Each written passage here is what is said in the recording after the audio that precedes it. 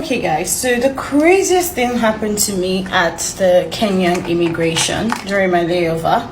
So I have a second citizenship, right? So I don't need a visa to go to certain countries, right? And Kenya and Tanzania are one of those countries.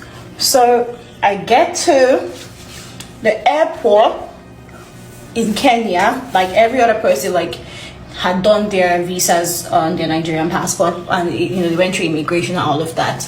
I was held at the immigration office and they refused me entry into their country with my second citizen passport, and saying that it's just going to be a hassle basically.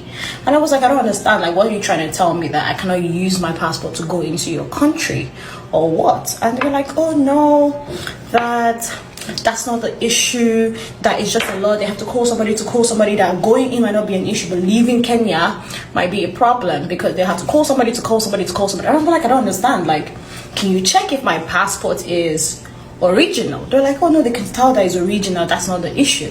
I'm like, so what's the issue? So at this point they're not answering me. They just do an ETA for your Nigerian passport, it's so much easier. And I'm like, why do I have to do an ETA for my Nigerian passport? Like, the whole point of getting a second citizenship and doing like a whole investment program is to ease stress of travel. Guys, I had to start applying for an ETA and all of that, and immediately the visa came up, because I kept asking, like, why exactly don't you want me to use my second citizenship? They didn't really give me anything definitive.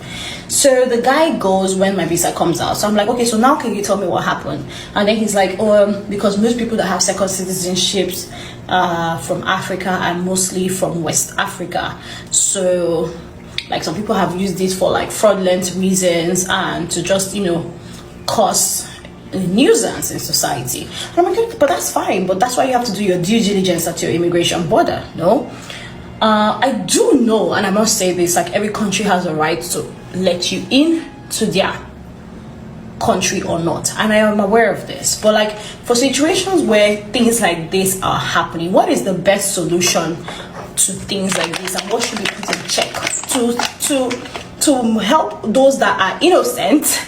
I was black. I was like, oh, is it because I was black or anything, or because I'm from West Africa? And they were like, oh, you rarely see a South African having this passport or a Kenyan having this passport. You mostly see like Cameroonians, Nigerians, Ghanaians. And I'm like, okay, but that's fine. So are you trying to tell me that if I was white and I had this passport, I won't be let into Kenya?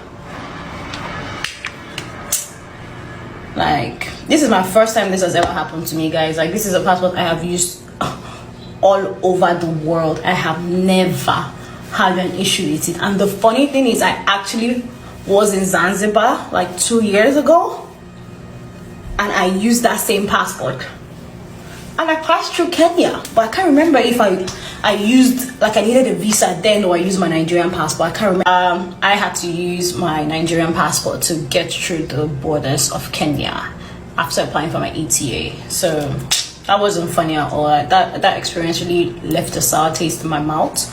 But I just want to know, like, what you guys think about that, and what's like your thoughts.